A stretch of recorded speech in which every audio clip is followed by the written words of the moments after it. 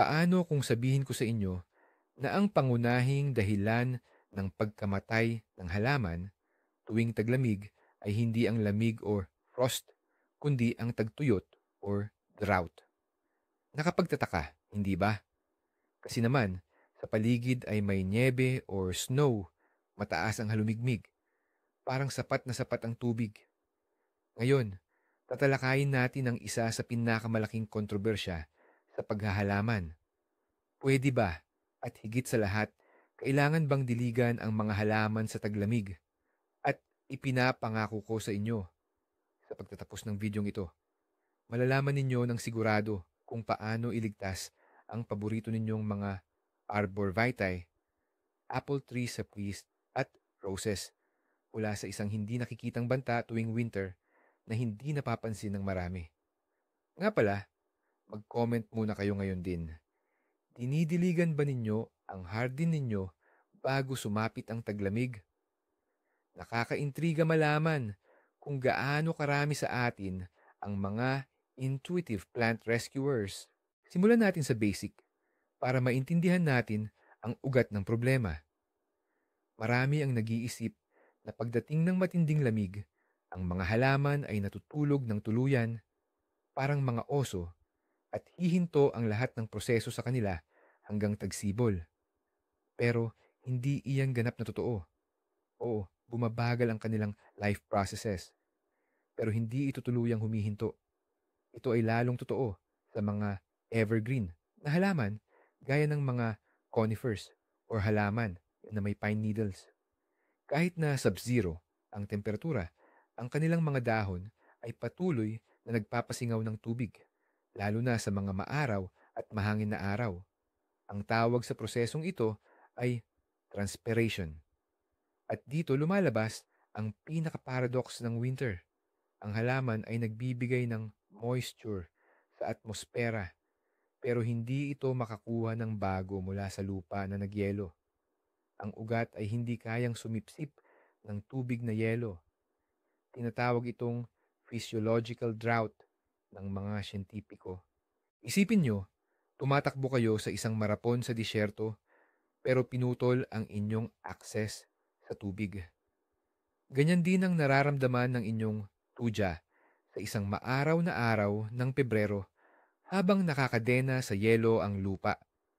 Kaya ang ating misyon ay siguraduhin na mayroon ng sapat na reserbang tubig ang halaman sa lupa para maging sapat iyon sa buong mahabang taglamig. Kaya, alisin na natin ang pangunahing maling akala.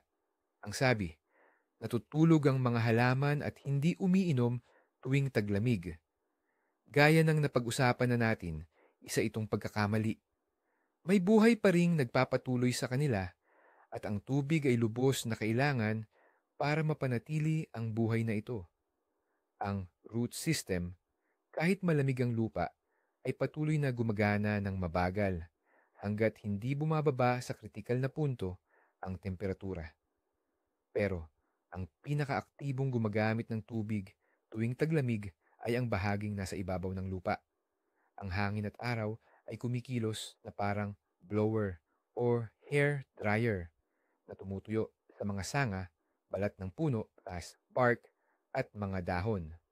Kung kulang sa tubig ang mga tissue ng halaman, magde-dehydrate ang mga cell at mamamatay. Pagdating ng tagsibol, makikita natin ang resulta. Naninilaw na mga dahon, tuyong sanga, at basag-basag na balat ng puno. At sinisisi natin sa matinding lamig o frost ang nangyari, gayong ang totoo, ito ay epekto ng taglamig na pagkatuyo o winter desiccation. Lalo na itong nakakaapekto sa mga batang halaman na hindi pa malalim ang root system sa lupa at ang mga evergreen na halaman na hindi naglalagas ng dahon at patuloy na nagpapawis, evaporate ng tubig sa buong taon. Kaya tandaan, ang mga halaman ay umiinom palagi. Sadyang tuwing taglamig, ang prosesong ito ay bumabagal at nagiging mas mahirap para sa kanila. Ngayon, pag-usapan naman natin ng mas malalim itong tinatawag na physiological drought. Ito ito ang pinakasentro ng lahat. Dahil kung hindi natin ito naiintindihan, hindi natin maiintindihan ang lohika kung bakit kailangan pang magdilig tuwing taglamig.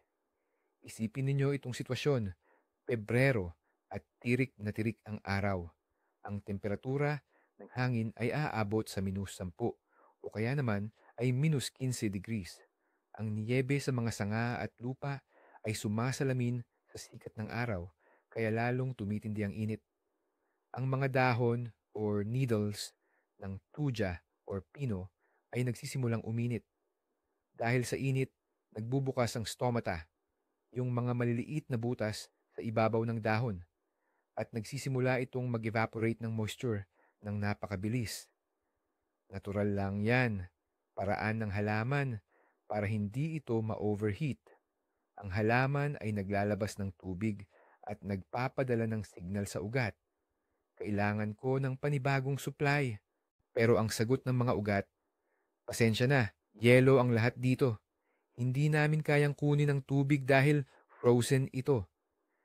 Dito na nagkakaroon ng matinding imbalance. May nagagamit na tubig pero walang dumarating. Ang resulta, nagsisimulang matuyo ang halaman mula sa loob. Ginugugol nito ang lahat ng internal na reserba na inipon nito noong taglagas. Kung maliit lang ang naipon, pagdating ng tagsibol, lubusan na itong tuyong-tuyo o dehydrated. Yan ang tinatawag na physiological drought. Isang kalagayan kung saan may tubig sa paligid pero hindi ito kayang abutin o magamit ng halaman. Paano natin haharapin ang ganitong di nakikitang banta? Ang sagot ay simple at praktikal. Ang tinatawag na malalimang pagdidilig bago magtaglamig or Vlagus Ariadne Poliv. Ito ay maituturing na huling, sobrang daming pagdidilig ng hardin bago tuluyang dumating ang matinding lamig or frost. Ang pangunahing layunin nito ay punuin ang lupa ng tubig sa pinakamalalim na posibleng antas. Ideally, mga 1 hanggang 1.5 metro, 1.5 meters, kung saan matatagpuan ang mga pangunahing ugat ng mga matatandang puno. Sa pamamagitan nito, makakagawa tayo ng estratehikong reserba ng tubig na dahan-dahang gagamitin ng halaman sa buong taglamig. Kapag nag-freeze na ang ibabaw na bahagi ng lupa, ang mga ugat ay makakakuha pa rin ng sapat na tubig mula sa mas malalim at hindi nagyayalong mga layer. Parang pagpuno ito ng full tank ng sasakyan bago sumakay sa isang mahabang biyahe. Hindi mo alam kung may makikita kang gas station sa daan, kaya mas mabuting handa ka na. Ang malalimang pagdidilig na ito ay hindi lang basta luho o kapritsyo. Isa ito sa pinakamahalagang proseso sa paghahanda ng hardin tuwing taglagas na direktang nakaaapekto sa kung gaano kasukses ang pag-survive ng inyong mga berdeng alaga sa taglamig. Isa sa pinakamadalas, itanong, kailan ba talaga dapat gawin ang malalimang pagdidilig na ito para sa paghahanda sa taglamig? Napakahalaga rito na makuha ang tamang tiyempo. Kung masyadong maaga ang pagdidilig, halimbawa sa mainit pang Setyembre, maaari nitong maging sanhi ng pagtubo muli ng mga bagong usbong. Iisipin ng halaman na tagsibol na ulit, kaya magsisimula itong maglabas ng maliliit na dahon at sanga. Ang mga usbong na ito na hindi pa matigas o hinog ay tiyak na mamamatay sa unang pagyelo na magpapahina lang sa halaman. Kung masyado namang huli ang pagdidilig, kapag nagsisimula ng tumigas o magyelo ang lupa, wala na itong silbi. Hindi nahihigop ang tubig sa lupa. Magyeyelo lang ito sa ibabaw at baka makasama pa sa leeg ng ugat. Ang perpektong oras para sa malalimang pagdidilig ay sa huling bahagi ng taglagas. Pagkatapos, malaglag ang mga dahon. Kung kailan ang karaniwang temperatura ay nananatiling stable sa pagitan ng 2 hanggang 5 degrees Celsius. Kadalasan, ito ay sa huling bahagi ng Oktubre o Nobyembre, depende sa inyong lugar. Ang pangunahing palatandaan ay kung nalaglag na ang lahat ng dahon mula sa puno at huminto na ang aktibong daloy ng katas sa loob ng halaman. Handa na ang halaman na magpahinga, kaya ang masaganang pagdidilig ay hindi na magiging sanhi ng hindi gustong pagtubo. Ngayon, dumako na tayo sa pinakaimportante. Gaano ba talaga karaming tubig ang kailangan? Ang simpleng tuntunin dito, mas mabuti pang 1 beses mong diligan ng sagana kaysa 10 beses na pakonti-konti lang. Walang silbi ang pagdilig na mababaw lang. Mababasa lang niyan ang ibabaw ng lupa, 5 hanggang 10 sentimetro, kung saan wala naman halos sumisipsip na ugat. Ang layunin natin ay ibabad ang buong root zone o kung saan nakatanim ang ugat. May mga average na bilang na maaari nating pagbasehan. Para sa mga matatandang puno ng prutas, edad 10 hanggang 15 taon pataas, kailangan nito ng 50 hanggang 100 litro ng tubig sa bawat square meter ng bilog sa paligid ng puno. Para naman sa mga bata pang puno o bagong tanim, mga 30 hanggang 50 litro lang. Para sa mga palumpong at mga ornamental na halaman, tulad ng rosas o hydrangea, sapat na ang 25 hanggang 40 litro kada bush or palumpong. Samantala, para sa mga pangmatagalang bulaklak, perennials, mga 5 litro kada halaman ang kailangan. Siyempre, ang mga numerong ito ay nakadepende rin sa uri ng iyong lupa. Ang mabuhanging lupa, sandy soil, ay nangangailangan ng mas maraming tubig dahil mabilis itong bumaba. Samantala, ang maputik na lupa, clay soil, naman ay mas kaunti pero kailangang dahan-dahan ang pagdilig at ulitin ng ilang beses para may oras na sumipsip ang tubig. Tukuyin natin kung sino ang mga pangunahing kandidato na nangangailangan ng masaganang pagdidilig para mag-imbak ng tubig bago magtaglamig. Numero 1 sa listahan na ito ay, siyempre, ang mga halamang coniferous. Kasama rito ang lahat ng uri ng thuja, juniper, spruce, pine, fir, yew, at cypress. Bakit sila ang kailangang bigyan ng atensyon? Kasi hindi tulad ng mga halaman na nalalagas ang dahon, hindi nila inilalabas ang kanilang mga karayom pagdating ng taglamig. Ang kanilang mga karayom ay patuloy na humihinga at naglalabas ng moisture o nag-i-evapora buong taon. Ang lawak ng ibabaw ng malaking thuja or spruce na naglalabas ng tubig ay napakalaki. Kaya, ang mga coniferous plants ang madalas na naghihirap sa matinding pagkatuyo habang taglamig na tinatawag na winter desiccation. Kung hindi mo sila bibigyan ng sapat na imbakan ng tubig pagdating ng taglagas, pagdating ng tagsibol, baka malungkot ang makikita mo. Mga karayom na nanilaw, nag-brown, at naglalagas. Lalo na ito sa mga bata, bagong tanim na conifers, dahil hindi pa nakakalawak at nakaka-adapt ang kanilang root system. Kasama rin sa risk group ang lahat ng evergreen leafy plants. Halimbawa, ang rhododendron, boxwood, at mahonia. Para sa kanila, ang masaganang pagdidilig tuwing taglagas ay usapin ng kaligtasan. Maraming hardinero ang nagtataka. Bakit ba biglang naninilaw at mukhang nasusunog ang ating mga conifer tuwing tagsibol? Kada tagsibol, iisa lang ang nakikita natin, ang mga thuja at juniper, na nakayanan naman ang taglamig ay biglang naninilaw at natutuyo pagdating ng Marso o Abril. Ang akala natin ay dahil ito sa matinding sikat ng araw sa tagsibol. At tama, may kinalaman ito. Pero ang ugat ng problema ay ang matinding tagtuyot pa rin noong taglamig. Ating alamin ang mekanismo sa likod nitong pagkasunog sa tagsibol. Pagsapit ng huling bahagi ng Pebrero at Marso, talagang umiinit na ang sikat ng araw. Dahil madilim ang kulay ng mga dahon ng conifer, ang tinatawag na needles, mas mabilis itong uminit. Nagigising ang halaman, nagsisimula ang proseso ng photosynthesis at nag-uumpisa itong aktibong magalis ng moisture o tubig. Pero ang ugat ay nagyayelo pa rin at hindi sila makapaghatid ng tubig pataas.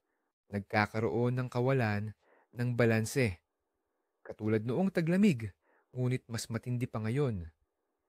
Literal na sinusunog ng halaman ang sarili nito mula sa loob dahil ginagamit na nito ang huling patak ng tubig. Nakakatulong ang pagtatakip para maiwasan ang init, pero binabawasan lang nito ang bilis ng evaporation. Subalit, kung noong taglagas ay nagawa ang tamang at malalim na pagdidilig bago magyelo, mayroon pa ring available na tubig sa ilalim ng lupa para sa mga ugat.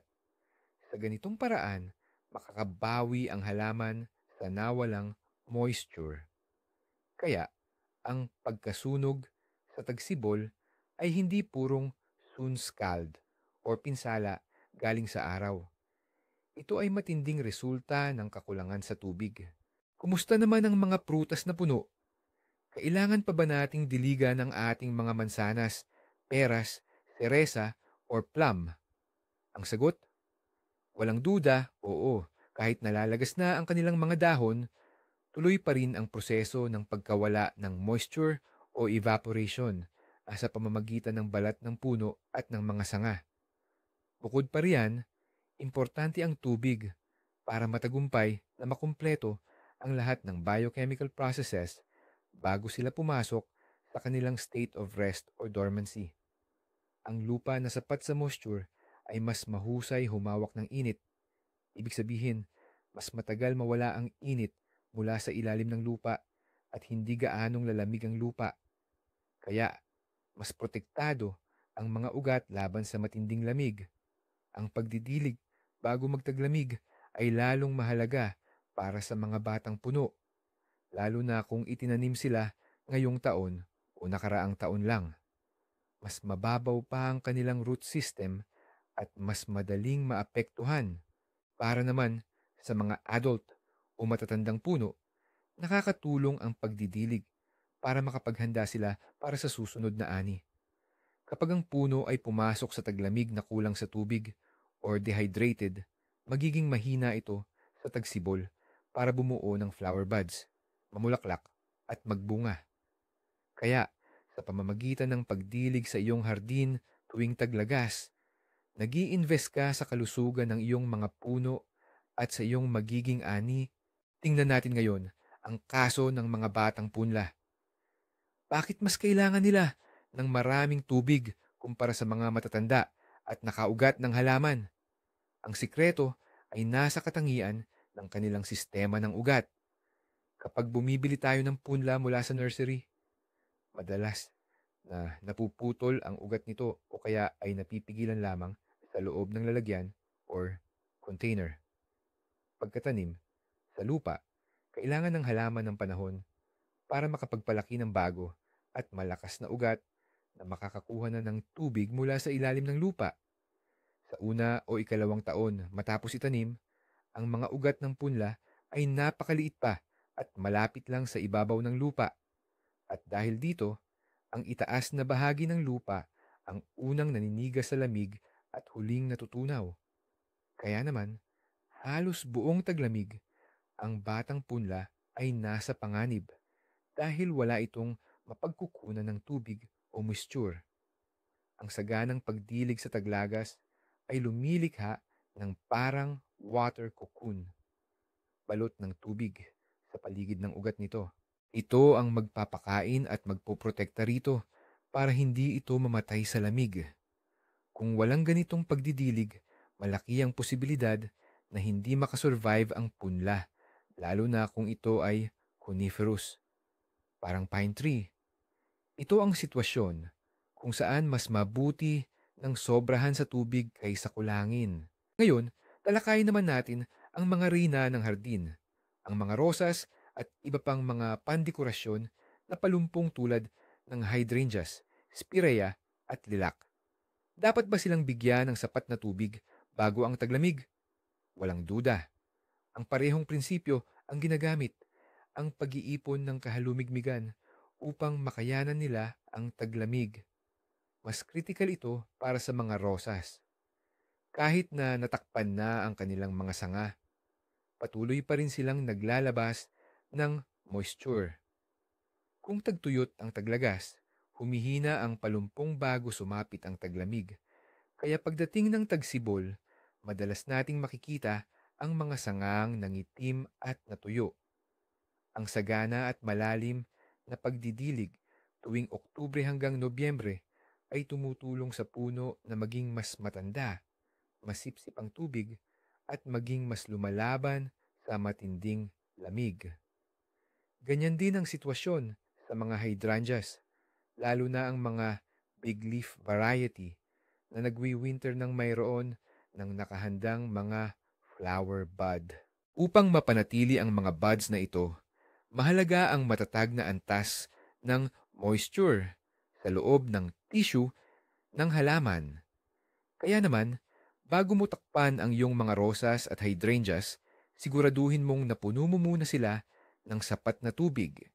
Ito ang magpapalaki sa kanilang tsansa na hindi lang makaraos sa taglamig, kundi makabangon ng malakas at handa na para sa napakagandang pamumulaklak. Pero paano naman ang mga perennial na bulaklak? Ang phlox, hosta, peony, at astilbe. Kailangan ba nilang diligan bago dumating ang taglamig? Oo, kailangan. Kahit hindi kasing dami ng para sa mga puno. Ang kanilang mga ugat, rhizomes, at bulbs ay nangangailangan din ng tubig para manatiling buhay habang nagpapahinga. Mas delikado ang tuyo at nagyayalong lupa kaysa sa basang lupa. Sa tuyong lupa, madaling magkaroon ng mga bulsa ng hangin at dahil dito, mas lumalalim ang pagyelo. Maaaring matuyo o mamatay sa lamig ang mga ugat.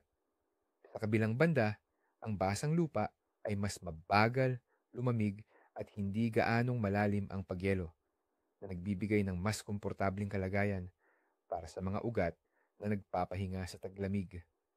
Kaya, kung naging tuyo ang taglagas, siguraduhing diligan ninyo ng mabuti ang inyong mga taniman. Makakatulong ito para manatiling buhay at malakas ang mga ugat. Napakahalaga, lalo na ang pagdidilig para sa mga halaman na hinati at inilipat ninyo noong taglagas. Kailangan nila ng dagdag na moisture para mas makapag-ugat sa bagong lugar bago pa man dumating ang matinding lamig. Ang maikling pagdidilig na ito ay hindi magtatagal, ngunit malaking tulong ito para sa inyong paboritong mga perennial. Ngayon, pag-usapan naman natin ang isang malaking pagkakamali na nagagawa kahit alam mo na kailangang diligan ang halaman. Ito ay ang pagdilig kapag may lamig o yelo na. Hinding-hindi ka dapat magdilig ng halaman kapag yelo na ang lupa o kapag matindi na ang lamig sa labas. Ano ang mangyayari? Hindi maa-absorb ng nagyayelong lupa ang tubig. Magyayelo lang ito sa ibabaw at magiging parang yelong balat na nakapalibot sa puno at sa leeg ng ugat. Una, haharangan ng yelo ang oxygen na kailangan ng ugat na magdudulot ng pagkabulok nito. Pangalawa, ang nakabuo-buong yelo sa base ng puno ay maaaring maging sanhi ng malalang bitak dahil sa lamig, frost cracks. Kapag maaraw, iipunin ng yelo ang init, kaya iinit ang balat ng puno. Tapos, kapag gumabi at biglang lumamig, babasag ang balat nito. Ito ay magiging bukas na daanan para sa mga impeksyon. Ang pagdilig kapag matindi ang lamig ay walang mabuting maidudulot. Perwisyo lang. Ang buong ideya ng deep watering bago magtaglamig ay nakasentro sa pagbibigay ng sapat na moisture sa lupa ng maaga bago pa man dumating ang matinding lamig. Kung nakaligtaan mo na ang pagkakataon, mas mainam na huwag na lang kumilos pa at umasa na lang sa taglamig na may maraming snow. May isa pa tayong dapat tandaan pagdating sa pagdidilig tuwing taglagas, ito ay ang temperatura ng tubig. May paniniwala kasi na kailangang warm or maligamgam ang tubig para daw mainitan ang mga ugat. Pero ito ay isang mapanganib na maling akala. Kapag kasi mainit ang tubig, lalo na kung malamig na sa labas, ito ay magsisilbing hudyat sa halaman na magising. Maaaring mapagkamalan ng halaman ang taglagas bilang tagsibol at sisimulan nitong tumubo. At gaya ng alam natin, nakakasira ito bago sumapit ang taglamig. Kaya para sa deep watering na ito, ang gagamitin natin ay simpleng malamig na tubig mula sa poso, balon, o kaya ay galing sa gripo. Kadalasang nasa 5, kung 5 hanggang 10, 10 degrees Celsius ang temperatura nito. Sapat na ito para ma-absorb ng husto ng lupa na hindi pa naman yelo, pero hindi rin nito sisimulan ang paglaki ng halaman. Tandaan natin, ang misyon natin ay hindi painitin, kundi bigyan ng sapat na inumin. Inihahanda natin ang halaman para sa pagtulog. Hindi natin ito ginigising, kaya wala tayong gagawing warm bath para sa mga ugat. Malamig at nakaka-represkong tubig lang ang kailangan nila bago sumabak sa mahabang pagtulog sa taglamig. Mahalaga rin ang mismong pamamaraan ng pagdidilig. Hindi masyadong epektibo na basta na lang ibuhos ang isang timbang tubig sa mismong puno. Maaring umagos lang ang tubig sa ibabaw o kaya naman ay mabilis na lumalim sa iisang bitak lang ng lupa, kaya hindi nababasa ang buong sistema ng ugat. Para maging epektibo ang pagdilig, dapat itong gawin ng dahan-dahan at paunti-unti. Ang pinakamainam na paraan ay gumawa ng maliit na pabilog na kanal o kaya naman ay ilang maliliit na hukay sa paligid ng laylayan ng korona ng puno o halaman at doon na inihuhulog ng paunti-unti ang tubig. Sa ganitong paraan, masisiguro na pantay-pantay ang pagpasok ng tubig sa buong paligid ng puno. Kung ang lupa ay siksik o putik, hatiin ang pagbuhos. Halimbawa, ibuhos muna ang 2 timba. Hintaying maabsorb ng lupa at saka ulitin. Para naman sa malalaking puno, pwede lang ilagay ang hose sa paligid ng puno at hayaan itong tumulo ng 1 o 2 oras gamit ang mahinang buhos. Ang layunin ninyo ay masiguro na ang lupa ay nabasa hanggang sa lalim na hindi bababa sa 50 hanggang 60 sentimetro. Pwede ninyo itong i-check gamit ang garden auger o kaya naman ay simpleng maghukay ng maliit na butas kinabukasan. Pero paano kung naging mainit ang taglamig na may madalas na pag-init? Kailangan ba nating dagdagan ng diligan ang mga halaman sa kalagitnaan ng lamig? Napakasensitibo ng usaping ito. Sa isang banda, sa panahon ng biglaang pag-init, kapag lumalambot ang lupa, makakatulong ang dagdag na tubig, lalo na sa mga conifer, halamang pine, na patuloy na sumisingaw ng moisture. Pero sa kabilang banda, pagkatapos mong diligan, posibleng biglang bumalik ang matinding lamig. Magyeyelo ang basang lupa na magiging parang isang matigas na blok ng yelo at sisirain nito ang mga ugat. Ito ang pangkalahatang tuntunin. Ang pagdidilig sa taglamig habang may pag-init ay tama lamang sa mga rehiyon na may banayad na taglamig kung saan hindi masyadong lumalalim ang pagyeyelo ng lupa. Gagawin mo lang din ito kung ang taglagas, autumn, ay naging sobrang tuyo at hindi ka nakapagbigay ng tamang deep watering bago pa man magsimula ang lamig.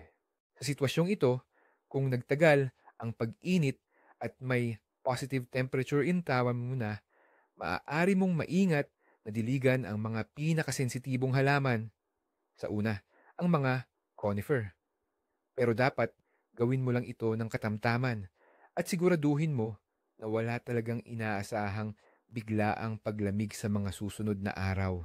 Tuwing taglamig, ang pinakamalaking peligro ay ang mga halamang nakatanim sa paso o lalagyan na nasa labas.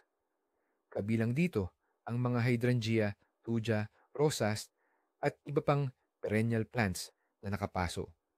Dahil limitado ang dami ng lupa sa lalagyan, mas mabilis itong magyelo at tumigas hanggang sa kaibuturan.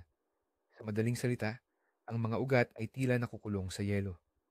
Bukod pa rito, mas mabilis matuyo ang lupa sa paso kumpara sa lupa na nasa lupa mismo o open ground.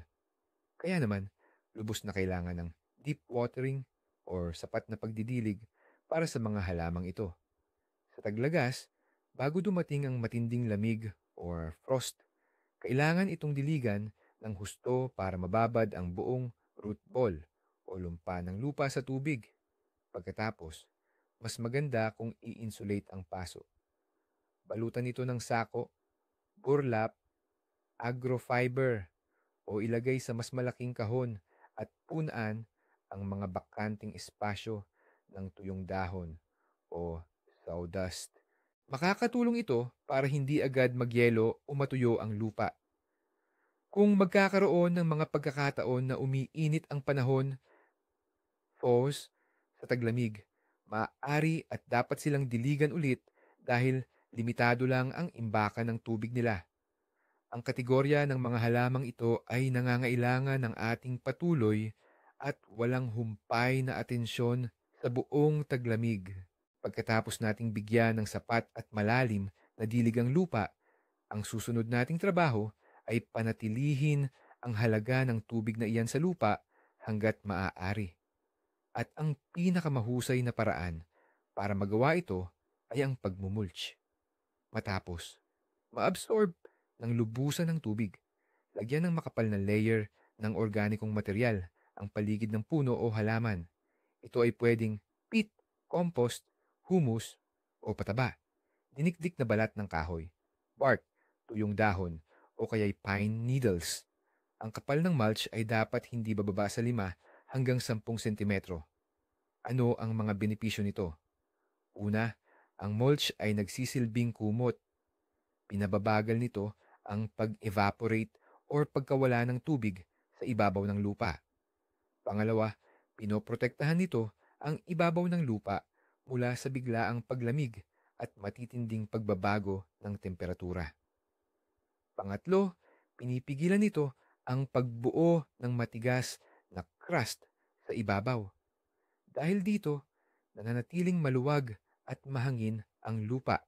At pang-apat, pagdating ng tagsibol, ang organikong mulch na ito ay unti-unting mabubulok at magiging pataba na magpapayaman sa lupa ng mga sustansya.